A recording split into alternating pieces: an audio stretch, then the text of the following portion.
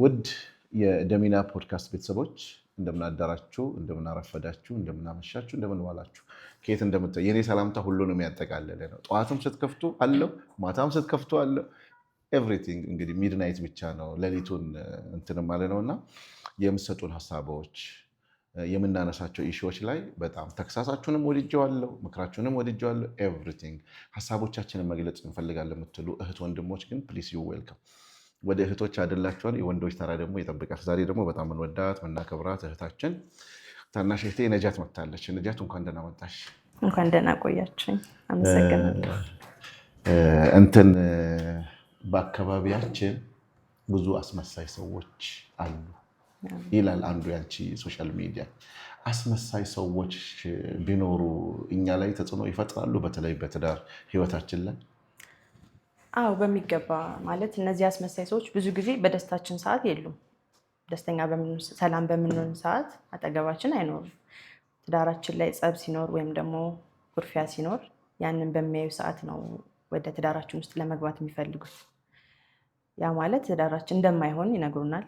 ተስፋ እንድንቆርጥ እዛ ትዳር ላይ የተለያየ አስተያየት ነው የሚሰጡን። በአጠቃላይ ፖዚቲቭ ነገር የሚሰጡን አስተያየት አይኖርም ትዳሩ ላይ ማለት ነው። ምክንያቱም ከመጀመሪያው ጀምሮ በቃ ጨለማ ነገር ነው የሚያሳዩን።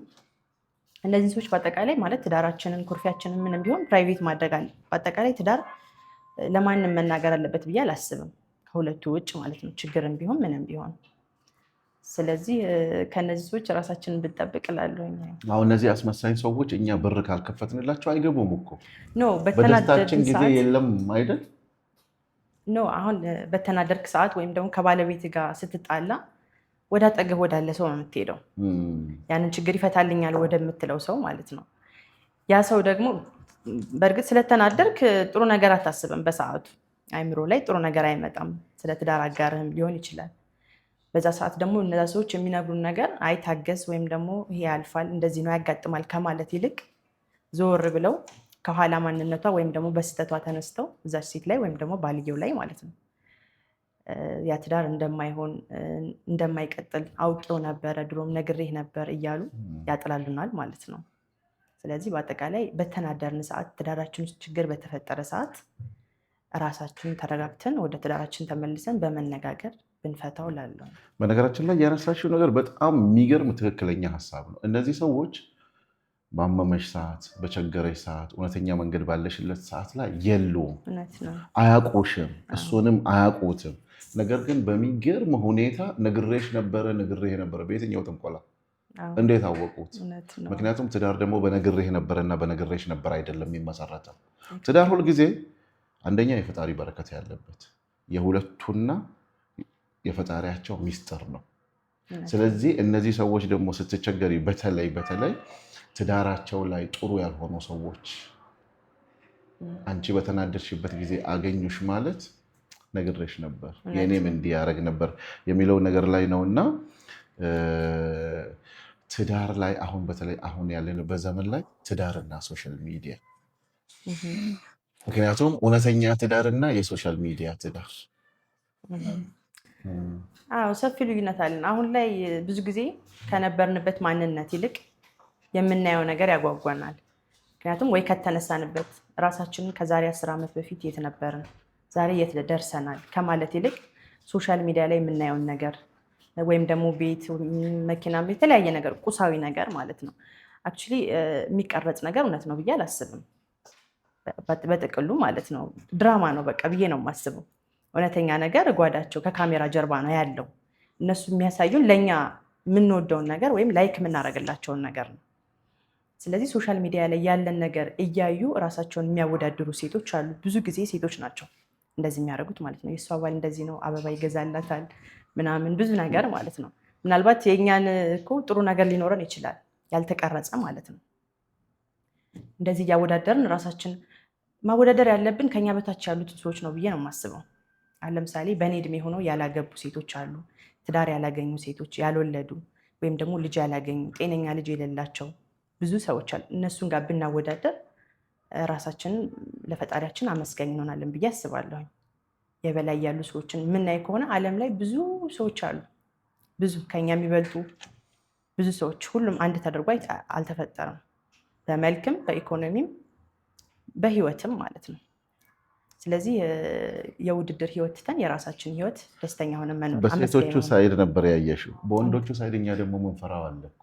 ምክንያቱም ሶሻል ሚዲያ ላይ ሴቷ መኪና የሌለው ምን ያደርግልሻል፣ ቤት የሌለው ምን ያደርግልሻል፣ ወስዶ ዛንዚባር ሃኒሙን የማይወስድሽ ከሆነ ማልዲቭ የማይወስድሽ ከሆነ ቆንጆ ቆንጆ ሚዜ መርጦ እነሱንም ካላለበሰ ይላል። ስለዚህ ወንዱ ምን ይሆናል መሰለሽ አሁን ሶሻል ሚዲያ ላይ ነው ከሴቶች እኛ ደግሞ ወንዶቹ ማግባት ይፈራሉ። ምክንያቱም አይናቸው የሚያየው ነገር ይሄን ነገር የማይሟላ ነገር ነው፣ ድራማ መሆኑን አይደለም የሚያየው። አሁን እሺ ወድጃታለሁ፣ በአቅሜ መኖር እችላለሁ፣ ግን ማልዲቭ ወስጄ ሰርጓን ፎቶሾቱን እዛ ማድረግ አልችልም። ስለዚህ ምን ይሆናል ማለት ነው? ይፈራል። አሁን እኮ ከሴቶች ይልቅ ወንዶች ሴቶችን መፍራት ጀምረዋል። አንቺ እንዴት ታየዋለሽ ይሄን? አው በአጠቃላይ ቤትን የማስተዳደር ኃላፊነት በዲናችንም ካየነው የወንድ ነው።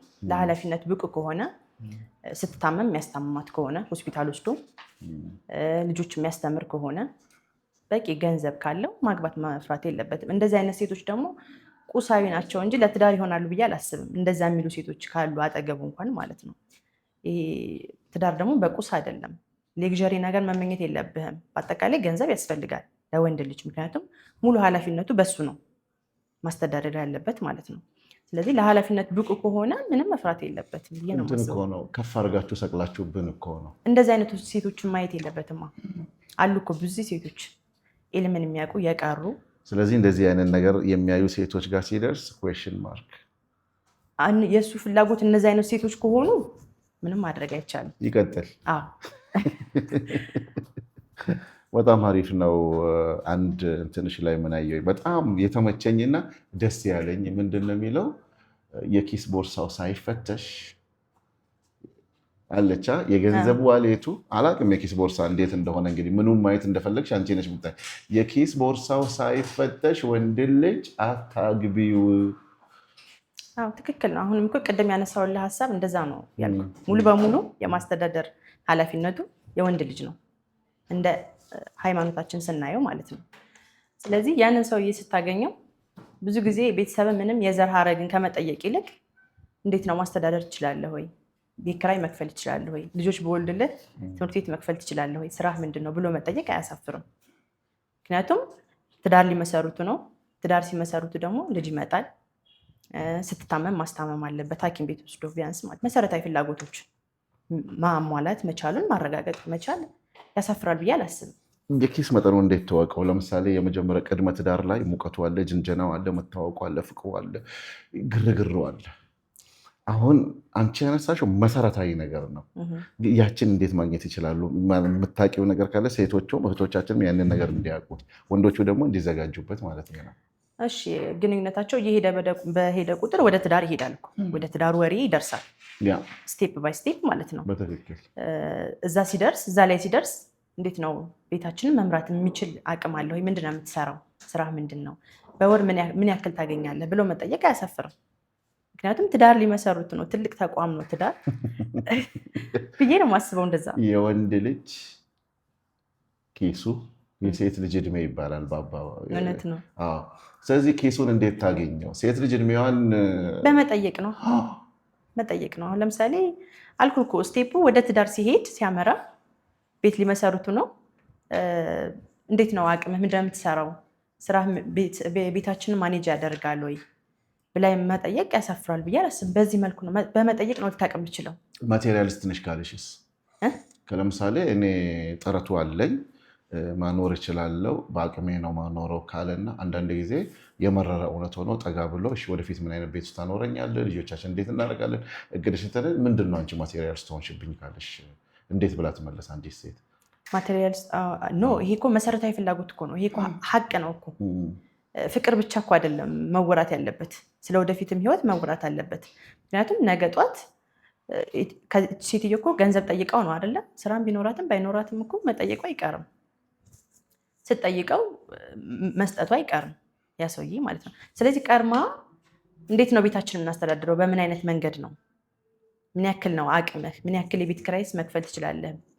አቅማችን እንዴት ነው፣ ቤታችን እንዴት ነው የምናስተዳድረው ብሎ መጠየቅ ያሳፍራል ብዬ አላስብም። ፐርፌክት። በተለይ አሁን ትዳር ከመግባታችን በፊት እህቶቻችን ማወቅ ያለባቸው ሊያስተዳድራት እንደሚችል፣ ሊያሻግራት እንደሚችል፣ ሊያኖራት እንደሚችል ማወቅ አለባቸው እንጂ ሌግዠሪ ነገር እኮ አይደለም። መኪና ትገዛልኛለህ ወይ ከትንሽ ነገር ነው የሚጀምረው። አብረው ማደግ ይችላሉ ብዬ ነው የማስበው እኔ ማለት ነው በራሴ አስተሳሰብ። አብረው ከተመካከሩ፣ አብረው ከሰሩ፣ ሰፖርት ከተደራረጉና ሹራ ካደረጉ ቤታቸው ውስጥ ሹራ ካለ ከተወያዩበት ማደግ ይችላሉ። ግን ቢያንስ መነሻ ያስፈልጋል። ይሄ በተለይ ከቅድመ ትዳር ላይ ቢለመድና ሰዎች ተነጋግረው ወደ ትዳር ቢገቡ ሰርፕራይዝ አይሆኑም። ግን ምንድን ነው አሁን ሰሞኑንም በየሶሻል ሚዲያ በየቦታው ትዳር ማለት እስር ቤት ነው፣ የጸብ ቦታ ነው፣ መታሰር ከፈለግሽ ግቢ፣ መታሰር ከፈለግ ግባ፣ የጸብ ቦታ ነው፣ ሰላምን ማጣት ከፈለግ ትዳር ውስጥ ግባ የሚሉ ውሽንፍሮች አሉ። እውነት ነው። በዛ ላይ ምን አሰባለ መሰለህ? ሁለቱም ከሌላ ማህበረሰብ ውስጥ ነው የሚመጡት፣ ከሌላ ቤተሰብ ውስጥ፣ ከሌላ ባህሪ። በስልክ ላይ የምታወራው ወይም ደግሞ ከትዳር ከቤት ውስጥ ውጭ የነበረ ሪሌሽን እና ባህሪ አንድ አይደለም። የምታሳየው ነገር ጥሩ መርጠህ ብቻ ነው። ወደ ትዳር ስትገባ ነው ጸብ አለ፣ ግልጽ ነው። ጸብ ደግሞ ሁሉም ቦታ አለ ብዬ ነው የማስበው። ፍቅር የሚጀምረው ከእናት ነው ብዬ ነው የማስበው። የመጀመሪያ ፍቅር እናት ናት አይደል? ግን እናት ቤት ስትኖር ለራሱ ጸብ አለ። እናት ጋር ትጣላለህ፣ ትጋጫለህ፣ ከዛ ችግሩን ፈተህ ትኖራለህ እንጂ እናት ጋር አትካካድም እኮ። ያንን እንደዚህ አይነት ነገር ስለሌለን ነው። በቃ ፍቅር ብቻ ስለምንገባ ነው። በቃ ይሄ ሰውዬ የራሱ የሆነ ባህሪ ያለው የሆነ ችግር ይኖርበታል። አንዳንድ ችግር የሆነ ሰው አይፈጠርም። እሷም ደግሞ የሆነ ችግር ይኖርባታል። ግን ያንን ነገር ፍጹም ሰው የለም። ግን ያንን ነገር አዋቅረን ተመካክረን ትዳራችን እንዴት ነው ማስኬድ የምንችለው ብሎ እንትን ካለ መነጋገር ካለ ሁሉም ነገር ቀላል ነው ብዬ ነው የማስበው። እስር ቤት ነው ብዬ ደግሞ አላስብም። ትዳር በረከት ነው። ትዳር ደግሞ የህይወት መንገድ ነው። ጭራሽ እንደዚህ የሚሉ አሉ እኮ አላቅም። የዲሞክራሲ መብት ትዳር ውስጥ ምን እንደሆነ አላቅም። ግን መብቴን አሳጣኝ፣ ሰላሜን አሳጣኝ፣ ነፃነት ነበረኝ፣ ሳገባ ግን እስር ቤት ገባው የሚሉ አዎ አሉ። ግን እንደ ሰው አመለካከት ይለያያል። ማለት በተጣሉ ሰዓት ነው እንደዛ ብዬን የማስበው። በሰላሙ ጊዜማ ምንም የለም። በተጣላ ሰዓት፣ በተናደድክ ሰዓት ደግሞ የምታስበው ሀሳብ በአጠቃላይ ስህተት ነው። ትክክል ሊሆን አይችልም። ኢሞሽን ይበዛበታል። ትዳር ውስጥ መነጋገር ካለ ጸብ ሊያድር አይገባም ብዬ ማስብ ሰው ነኝ። አንቺ ስትጣይ አታሳድሪ ማለት ተነጋግሬ ዛሬ መፍታት ነው የምፈልገው። መኮራረፍ አልፈልግም፣ ማኮረፍ አልፈልግም። ትዳሬ ውስጥም ኩርፊያ የለም። ደስ ይላል። ግን ዝምታ ትዳር ውስጥ አንዱ እንትን ነው፣ አንዱ መገለጫ ነው፣ አንዱ ሰላም ማውረጃ ነው። ምክንያቱም ለምሳሌ አንቺ በጣም ሆት ስትሆኚ ባልሽ ዝም የሚል ከሆነ ሰላም አለው። እሱ ሆት ሆኖ አንቺ ዝም ስትይ ማለት ነው። ያማ እንደዛ አይደለም። ኩርፊያ አይደለም፣ ነገሩን ለማረጋጋት ነው። ኩርፊያ ማለት እኮ ስለምንም ሳይነጋገሩ በቃ ረዥም ጊዜ 3 ቀን 4 ቀን የዘለለ ዝም እኔ እንዴት አምናለሁ መሰለሽ? ኩርፊያ የሌለው ትዳር ለእኔ ትዳር አይደለም። መኮራረፍ አለበት፣ መጣላት አለባቸው፣ አለባቸው ኤቭሪቲንግ። ዓለም ላይ ያሉ ነገሮች ሁሉ አሉ። ግን እነዛ ነገሮች አሁን ለምሳሌ አንዳንድ ሰው በጣም በተለይ እኛ ወንዶች ስናኮርፍ በጣም ነው እናስጠላ። ስለዚህ በጣም ጠላው ትላለች አንዲት ወዳጄ፣ እኔ ባሌ ሲያኮርፍ ስላለች። ደግሞ የእናንተ ኩርፊያ ማለቂያ የለውም። ኩርፊያ ትዳር ውስጥ እንዴት ነው መታየት ያለበት? ብዙ ሴቶች በተለይ ከወለዱ በኋላ የሚያሳልፉት ጊዜያቸውን ቤት ነው። ወንዶች ደግሞ ይወጣሉ፣ ነገራቶችን ይረሳሉ። ግን አኩርፋ ስትወጣ ያንን ነገር እያብሰለሰለች ወይም ደግሞ እያረዘመችው ነው የምትሄደው። በቃ ሌላ ነገር ያላሰብከው ነገር ሁሉ ተከስቶ ልታገኝ ይችላል። ለቤት ስትመጣ አንተ ልታርፍ ስትመጣ አንተ አኩርፋ ትወጣሃል። አልተነጋገራችሁበትም፣ 3 ቀን ሆናችኋል። ግን እሷ ግን ያንን ነገር በቃ ቀይረው እያብላላችሁ ታገኛለህ። ከዛ በቃ ትጨቀጭቀኛለች፣ ሰላም የለኝም ወደሚል ይረዝማል ይሄ ነገሩ ማለት ነው። ስለዚህ ያ ከመሆኑ በፊት ቁጭ ብሎ ሲጀመር ትዳር ውስጥ በጣም ሹራ ማለት መነጋገር ማለት ቢያንስ በወር አንዴ በጣም እንኳን እንትን ከሆነ ቁጭ ብለው በዚህ ወር እንደዚህ አድርገህ ነበረ፣ ይሄን ነገር አልወደድኩትም፣ እንደዚህ አድርገሽ ነበር፣ ይሄን ነገር አልወደድኩትም። እኛ ወንዶች የምንጠላው ነገር እንነጋገራለን ስንባል ችሎት ምንቀርብ ይመስለናል። ለምንድን ነው በፍቅራዊ መንገድ ምሳ ላይ የምቀጠሮ ተይዞ ለንግግር ለምናምን ዝም ብሎ ኖርማሊ ቀለል ተደርጎ ፈልጋለሁ ማታ እሺ ዛሬ የምንነጋገርበት ነው ከተባለ ልሸሽ እችላለሁ። እውነት ነው። እንደዛ መሆን ሳይሆን በቃ ችግርም ሳይፈጠር ደስተኛ በሆናችሁበት ሰዓት ልጆቻችሁን አስተኝተው ልጆቻቸውን የራሳቸውን ጊዜ እኔ ይህን ነገር አልወደድኩትም ባታደርገው ደስ ይለኛል፣ ይህን ነገር አልወደድኩትም ባታደርገው። በሰላሙ ጊዜ እኮ ለንግግር አትፈልጉንም። መሆን አለበት። ይህን ነገር ማዳበር አለብን። ትክክል እሱ እኮ ነው። በሰላሙ ጊዜ ምንም ንግግር የለም። መብላት ነው፣ መጠጣት ነው፣ መዝናናት ነው፣ ሁሉ ነገር ነው። የሆነ ነገር ለወንድ ልጅ ሲፈጠር አሁን ጠዋት ወጣሁ አይደለም እኔ ከቤቴ በቃ ዝናብ መጥረጊያ ቦሌ የዘነበ ፒያሳ የለም። እቤት ግን ሴቶቻችን ደግሞ እህቶቻችን ደግሞ ያስቀምጡላል፣ ያብላሉላል። እሱ ደክሞ ከስራ ይመጣል። ደክሞት መጥቶ ቱግ ብላ ስትጠብቀው አስቢው እንግዲህ አልፈታውም። ችግሩን አይፈታውም። አኩርፎ ነው ሄደው እኮ ለወንዶች ግን ምን እንደሆነ ኩርፋ ታውቂያለሽ ነጁ? ለእኛ ለወንዶች አኩርፈን ሄደናል አይደለም፣ አናብሰለስለውም። እውነት ነው። አናብሰለስለውም። ተፈጥሯችን የቤት ውስጥ ስራቱ ተጣልተን መኝታ ቤት ገብቶ ወይ ኳስ አይቶ ወይ የሆነ ነገር አድርጎ ምናምን ያንን ነገር አይደለም ያብላላ። እውነት ነው። የሴት ደግሞ ተቃራኒ ነው። ኮርፊያ ውስጥ ባለፈው ያጠፋውን ጥፋት ታመጫለች ከዚህ በፊት። እውነት ነው። ይመጣል። እነዚህ እንዴት ነው መስተካከል ያለባቸው? በመነጋገር በቃ ሰላም በሆኑ ሰዓት ነው መነጋገር አለባቸው ብዬ የማስበው። መነጋገር ማለት ብዙ ነገር ይፈታል ብዬ አስባለሁ። እንኳን የቤተሰብን አይደለም የሀገር ጉዳይ ይፈታል ብዬ አስባለሁ። መነጋገር ማለት ነው። ምንም የማይፈታው ነገር የለም። ከተነጋገሩ ችግራቸውን ካወቁ፣ አሁን ለምሳሌ የእኔ ባህሪ ይታወቃል፣ የባሌ ባህሪ ይታወቃል። እሱ የማይወደውን ነገር አላደርግም፣ እኔ የማልወደውን ነገር አያደርግም እሱ። በመሀል ላይ ሰላም ሆነ ቤታችን ማለት ነው። ስለተነጋገርን ነው። የማልወደውን ነገር ካልነገርኩት እኮ በሰላም ጊዜ ካላወቀ ሊጠብቀኝ አይችልም። በቃ እኔ እንደዚህ ታደርግ ደስ ይለኛል፣ እሷም ደግሞ እንደዚህ ሲባባሉ በሰላም ሰዓት ማለት ነው። በጸብ ሰዓት ሲሆን ያስታውሰዋል ብዬ እንኳን አላስብም የነገረችውን ነገር። እኛ በጸብ ሰዓት ወንድ ልጅ በጸብ ሰዓት ወደኋላ ሄዶ የሚለቃቅም ትንሽ ወንድ ነው። ፖይንት ነው እዛችሁ ጋር መቁረጥ ማክሮፍ ምናምን ተፈጥሯችንም አይደለም። ስለዚህ በሰላሙ ጊዜ መነጋገር ከሆነ ሁሌ መኖር አለበት። በቃ እንትን ምን ነበለሽኝ ነበረ ቅድም ትዳር ላይ ሴት ልጅ በጣም ብልጥ መሆን አለባት። ምን ማለት ነው? ያው እንግዲህ ብዙ ጊዜ ቤት ማኔጅ የምታደርገው ሴት ናት፣ ፍቅር የምትሰጠው ሴት ናት ብዬ ነው የማስበው። ብዙ ጊዜ ወንዶች እየሰማችሁ እንግዲህ እኛ ጋር የለም ብዬ ነው የማስበው። ማለት ቤቱን ፍቅር መሙላት ትችላለች፣ ደስታ መሙላት ትችላለች፣ እንዳይመጣም ልታደርገው ትችላለች ያቺ ሴት ማለት ነው። ስለዚህ ሴት ልጅ በሳል በተፈጥሮም እንደዛው ነን፣ ነገራቶችን ወደ ደስታ መቀየር። ስለዚህ ይህንን ነገር መፈጸም መፍጠር የምትችሉ ከሆነ ለምንድን ነው ታዲያ ብዙዎቹ ትዳሮች የተበጠበጡ የሚሆኑት? ይተኮሳሉ ማለት ምንድን ነው? ብልጠቱን እንደ ቡታጋዝ በሌላ መስመር ይጠቀሙበታል ማለት ነው። ከማብሰያነት ውጭ ማቃጠያ።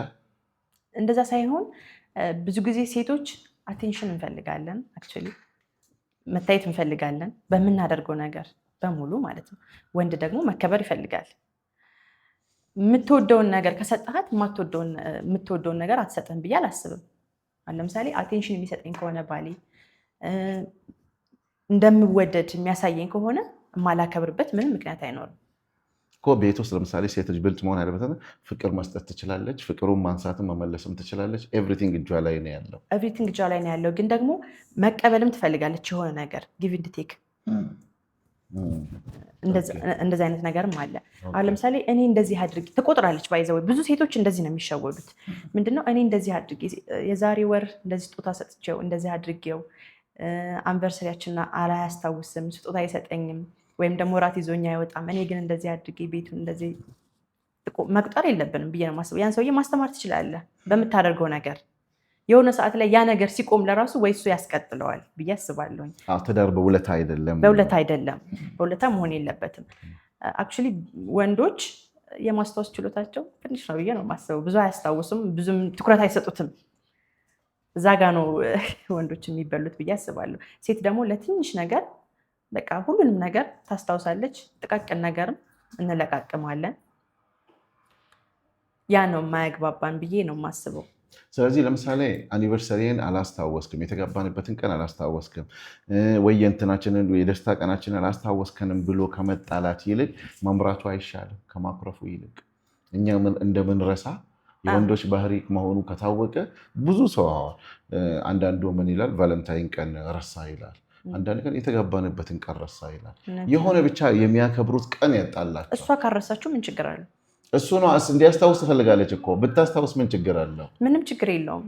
ትዳር ውስጥ ጸብ ለመፍጠር ካልፈለገች በስተቀር እኔ ዛሬ አኒቨርሰሪ መሆኔን ካወቅኩ እሱ ካላወቀ እኔ ደስታን ብፈጥር ምን ችግር አለው እኮ። ይሄንን መንገድ ራሱ ቦታ አለመስጠት ነው። ስለማታስቡ ነው እንቆጥራለን። አሁን የዛሬ ዓመት እኔ አኒቨርሰሪ አክብሬ ከሆነ የሚቀጥለው ዓመት እጠብቃለሁ እሱ እንዲያከብርልኝ ወይም ደግሞ ሰርፕራይዝ እንዲያደርገኝ ወይ ስጦታ እንዲሰጠኝ። ወፍ የለም ወንድ ጋር የለም እንደዚህ አይነት ባህሪ። በቃ ይሄን መቀበል አለብን፣ ባህሪያቸው ነው። ይሄን አክሴፕት ስለዚህ በደንብ ንገሪያቸው። እንደዚህ አይነት ነገሮች አሁን ትዳር ውስጥ ከፍተኛ መከራ የሚያመጡ ነገሮች በቃ የወንድ ልጅን ባህሪ አክሴፕት አድርገን የማንቀበለው ከሆነ ሰላም የምናጣው ራሳችንን። በቃ እሱ እረሽ እንደሆነ ወይ ችልተኛ እንደሆነ ካወቅን መተው ነው። በቃ እኛ ያንን ነገር እያስታወስን ማድረግ ነው። እንግዲህ ሀሳቦችን በጣም የሚገርመው ደግሞ የብልጠቱን እንደዚህ ካነሳ ነው ብዙ ጊዜ ያገባች ሴት ልጅ በትዳር ውስጥ ያለች የሴት ጓደኞቿ የትዳሮቿ ጸር ናቸው። እውነት ነው። በተለይ ደግሞ አግብታ የፈታች ከሆነ ምክንያቱም አግብታ የፈታች ሴት ስላለፈው ትዳሯ ወይም ስለ ትዳር ጥሩ አመለካከት አላት ብዬ አላስብም። የምታውቀው ያኛውን አንዳንዴ ሳትፈልገው ገፍቶ የተፈታ ትዳርም አለ። አንዳንድ ጊዜ ብዙ ደስተኛ ሳይሆን ነው የሚፈቱት። ወይም ደግሞ በቃ ምንም ደስ የሚል ነገር አያስታውሱም። ምናልባት እኮ ትዳራቸው ውስጥ ጥሩ ነገር ሊኖር ይችላል። በአንድ ነጥብ እኛ ሰዎች ከጥሩ ነገር ይልቅ በጣም ትኩረት የምንሰጠው መጥፎ ነገር ላይ ነው። እውነት ነው። ያለፈውን ጥሩ ነገር ብናስታውስ መጥፎ ነገር ሊያካክሰው ይችላል ብዬ አስባለሁ። ስለዚህ በተለይ ያገቡ ሴቶች መጠንቀቅ ያለባቸው ከምን አይነት ጓደኛ ነው። አሁን እዚህ ጋር እነዚህ ነገሮች ምንድነው ብዙውን ጊዜ በሚናደዱበት ወይም ቅድም እንዳልሽው በተጣሉበት ጊዜ ነው እነዚህ ጓደኞች የሚመጡት። በሀገር ሰላም አይደለም። በዛ ሰዓት ያገባችም ያላገባችም ጓደኛ ሊኖርሽ ይችላል እና እዛች ጋር ኮታ አድርገሽ ምንድነው አሁን ለምሳሌ ጥሩ ሴቶች አሉ፣ ጥሩ ጓደኞች አሉ ትዳር የሚመልሱ አይ ተረጋጊ፣ ችግሩን ቀስ ብላችሁ ፍቱ ብለው ለእኛ እድል የሚሰጡ ማለት ነው፣ የሚያረጋጉን። በዛ መካከል ደግሞ ብዙ ሴቶች አሉ ትዳራችንን በቃ ሳይፈልጉት ወይም ደግሞ ሳይፈልጉት ባይዘው በራሳችን ችግር ነው ብዙ እይታ እንፈጥራለን። እኛ እንዲታይልን እንፈልጋለን። መወዳጃችንን፣ ቤታችንን፣ ልጆቻችንን ያልሆነ ቅናቸው ውስጥ እንከታቸዋለን ከጎናችን። ወይ እነሱ ያላገቡ ሊሆኑ ይችላሉ፣ ትዳር ላይ ገጥማቸው ይችላል። በዛ መካከል ጥሩ አመለካከት ላይኖራቸው ይችላል፣ ለእኛ ትዳር ማለት ነው። በአጠቃላይ ፕራይቬት ብናደርገው ትዳራችንን፣ ጸባችንንም፣ ፍቅራችንንም፣ ማግኘታችንን፣ ማጣታችንን ለራሳችን ብንይዘው እንደዚህ አይነት ሰዎች ይፈጠራሉ ብዬ አላስብም። ከራሳችንም ችግር ሊሆን ይችላል እንደዚህ አይነት አመለካከት የፈጠርንባቸው ማለት ነው። ብንጠነቀቅ መጀመሪያ ፕራይቬት ብናደርገው ይሄ ነገር እንደዚህ አይነት ጓደኝነት ሪሌሽንሽፕ አይኖረንም ከሴት ጓደኞቻችን ጋር ማለት ነው። ችግር ሲፈጠር አለመናገር ነው፣ ወይም ደግሞ ፖዚቲቭ ነገር ማትነግረን ከሆነ ደግሞ መተው ነው መናገራችንን። ግን በትዳር ውስጥ በጣም ቅርብ ጓደኛሽ አለሽ እና ትዳርሽ የሆነ ሰዓት ላይ ሁሉ ነገርሽን ሼር ታረጊያታለሽ እና ትዳርሽ የሆነ ሰዓት ችግር ይፈጠራል። አንዳንድ ጊዜ ትዳር ውስጥ ችግር የሚፈጠረው እኮ ሽውታውን እኛንን አውጥተን የምንናገር መጣላታቸውን እሷ አታውቅም። እነግራታለን ወይ በቃ አይሆንሽም ተይው በቃ፣ ወይም ደግሞ አንቺ እኮ የተሻለሽ ነሽ ብትወጪ እኮ ብዙ የተሻለ ነገር ይገጥምሻል፣ በቃ የተሻለ አድርጋ ታስቀምጣለች በቃ አንተን ማለት ነው። ምናልባት ያ ነገር አንተ በተናደርክ ሰዓት እንድትወስን ሊያደርግህ ይችላል። ለካ የተሻልኩ ነኝ በቃ እኔ ከሱ በላይ ይገባኛል። በተናደርክ ሰዓት መጥፎ ነገር ነው ኦፍኮርስ የምታስበው ማለት ነው።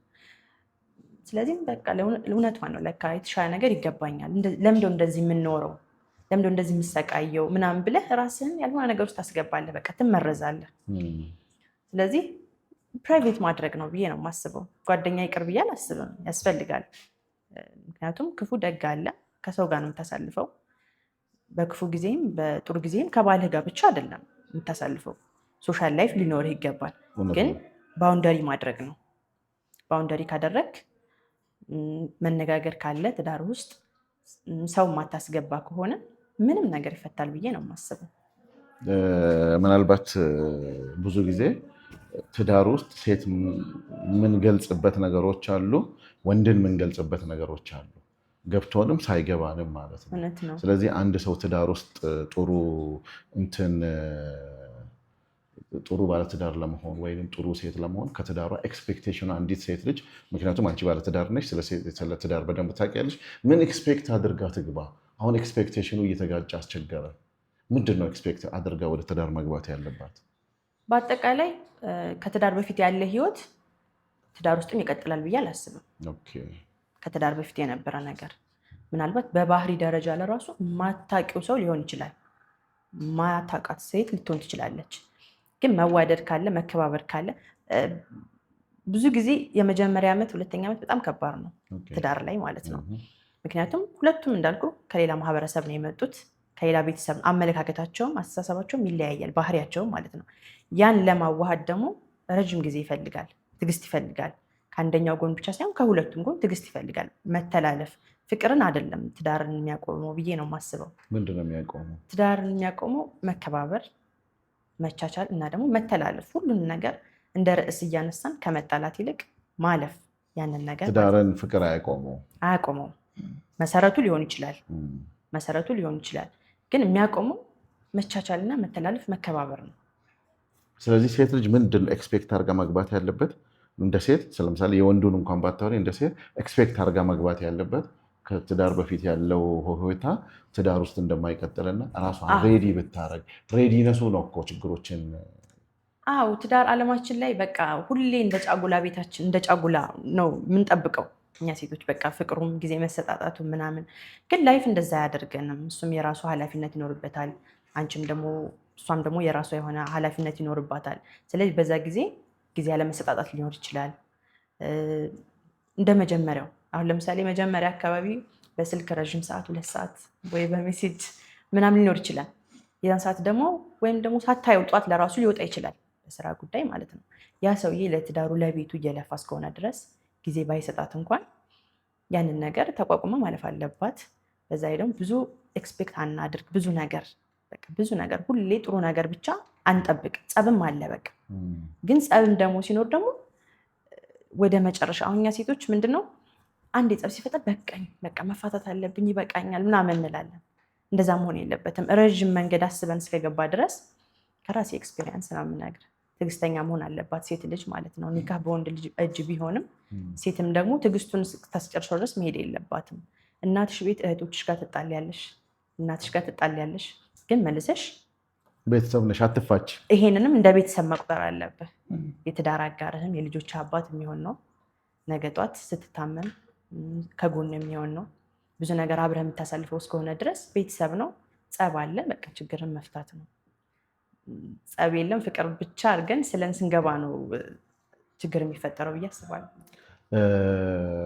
ከመጨረሳችን በፊት ሰርግሽ 1 ሳምንት እንኳን ቢቀረው ብላለች ነጁ። 1 ሳምንት እንኳን ቢቀረው ሰርግሽ 1 ሳምንት እንኳን ቢቀረው በፍጹም እንዳታገቢ። ሰርግሽ 1 ሳምንት እንኳን ቢቀረው፣ 1 ቀን እንኳን ቢቀረው በፍጹም አታግቢ። እውነት ነው።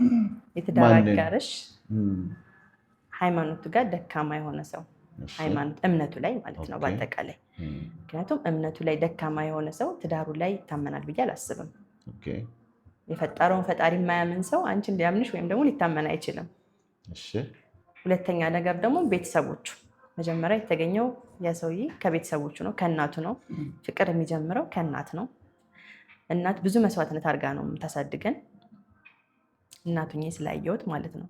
ስለዚህ እናቱን የማይወድ ቤተሰቡን ቴኬር የማያደርግ የማይንከባከብ፣ ወይም ደግሞ ስለ ቤተሰቡ መጥቶ የሚያወራልኝ ከእነሱ ክፋት እናቴ እንደዚህ ናት ለእኔም ነገር አላደርጉልኝ እንዳትቀበዩ ብዬ ነው የማስበው። ሶስተኛ ነገር ደግሞ ሱስ ያለበት ወንድ። ሱስ በፍጹም በቃ ትዳር ላይ የማይሆን ነገር ነው። በጣም ከባድ ነው። ቀይረዋሉ ብለሽ እንዳታስቢ። ሱስ ያለበትን ወንድ ይቀየራል ብዬ አላስብም። ወይም ደግሞ ተቀይሮ አግቢው ከመግባቱ በፊት ለአንቺ ብሎ ይቀየር። ሰዎች ለሚወዱት ሰው ብዙ ነገር ይቀየራል። የሚወድሽ ከሆነ ከዛ በላይ ያስበልጥሻል ብዬ አላስብም፣ ከሱሱ በላይ የሚወዳት ከሆነ። ስለዚህ ያን ነገር የሚያቆም ከሆነ ተቀበይው አለበለዚያ ይቅርብሽ። መጨረሻ ብዬ ነበር አንድ እንትን አለ አሁን እንደ ክራይቴሪያ መጣ ሶሻል ሚዲያ የምትጠቀም ሴት። አዎ ብዙ ወንዶች በተለይ ባሎች አይወዱትም፣ አይፈልጉትም። ምን ነው የማይወዱት? ሶሻል ሚዲያ የምትጠቀምን ሴት። ለምን? ምንድነው ሶሻል ሚዲያ የተቀረጸብን እኛ ላይ መጥፊያ ብለን ነው የምናስበው። በቃ ያ ትልቅ ባህር ነው፣ በቃ መጥፊያ ነው ብሎ ነው የሚያስቡት። ከመንገድ ያስወጣል ብለው ያስባሉ ወንዶች፣ ባሎቻችን ማለት ነው። ግን ሴት ልጅ አደቧን ጠብቃ ስርዓቷን ጠብቃ ያላትን እውቀት ወይም ደግሞ ተሞክሮ ብታጋራ ለሴቶቻችን ለሀይር ነገር መጠቀም ይቻላል ብዬ ነው የማስበው። እንደ ትዳር መለኪያ ሆነዋል እኮ ሶሻል ሚዲያ ማትጠቀም ተብሎ። አሁን ላይ ዘመኑ የዲጂታል ነው። በዲጂታል ጊዜ ትጠቀምበታለህም ሊያጠፋህም ይችላል እኮ። ብዙ የጠፉ ሰዎች አይተናል ሶሻል ሚዲያ ላይ ወጥተው። ምንድነው የሚመጡት ሰዎች ለራሱ ኮሜንቱ ምኑ ለራሱ ያልሆነ መንገድ ያስገባሃል። ግን ባሏ ሰፖርት የሚያደርጋት ወይም ደግሞ የሚያይላት ነገራቶችን የሚተማመንባት ከሆነ ምንም ችግር የለውም ብዬ ነው የማስበው። ስለዚህ እንደዚህ እንዲስተካከል ነው የምትፈልጊው? አሁን ለምሳሌ ደሚና ቤት መጥቼ ከደሚና ጋር እያወራሁኝ ሳልናገር መውጣት የለብኝም ብለሽ የምታስቢው ነገር ካለ እድሉን ልስጥሽ። ሳልናገር መውጣት የሚፈልገው ነገር ቢኖር በእርግጥ ተናግሬዋለሁ ከዚህ በፊት፣ ትዳራችሁ ውስጥ መነጋገር ይኑር። በቃ ሰላምም ሆነ ሰላምም አልሆነ ማለት ነው ቢያንስ በወር አንድ ጊዜ ቁጭ ብለው የራሳቸውን ጊዜ ስለ ወደፊታቸው ህይወት፣ ስላለፉት፣ ስለ ትዝታህ ለራሱ ስለመጣህበት ህይወት፣ ስለተሻገርከው ነገር፣ ስለ ወደፊት ስለሚመጣ እንዴት ነገራቶች የሆነ ነገር ቢከሰቱ እንዴት ተነጋግራችሁ እንደምትፈቱት ያንን ነገር መነጋገር ቢኖር ባህላችን ብናደርገው በቃ ፍሪ ሆነን ከምንም ነገር ነፃ፣ ስልካችንን ምንም ሳይኖር ነፃ ሆነን መነጋገር ቢኖር የትኛውም ትዳር ይፈርሳል ብዬ አላስብም። በግልጽ ባለመነጋገር ነው። እውነት ነው። ይሄ ነው መናገር የምፈልገው። አመሰግናለሁ። በጣም ነው የማመሰግነው ነጁ ስለመጣሽ። ውድ ቤተሰቦቼ የዛሬ ውይይታችን ይሄን ይመስል ነበረ። ባነሳናቸው ሀሳቦች ውስጥ ቅር ካላችሁም ይቅርታ እንጠይቃለን፣ ወይ ደግሞ ለእናንተ በሚጎረብጥ መልኩ ከተረዳችሁትም ይቅርታ እንጠይቃለን። እንወዳችኋለን፣ እናከብራችኋለን። ታንክ ዩ ቬሪ ማች። መጨረሻም ላይ ነገ እና ጀራዳ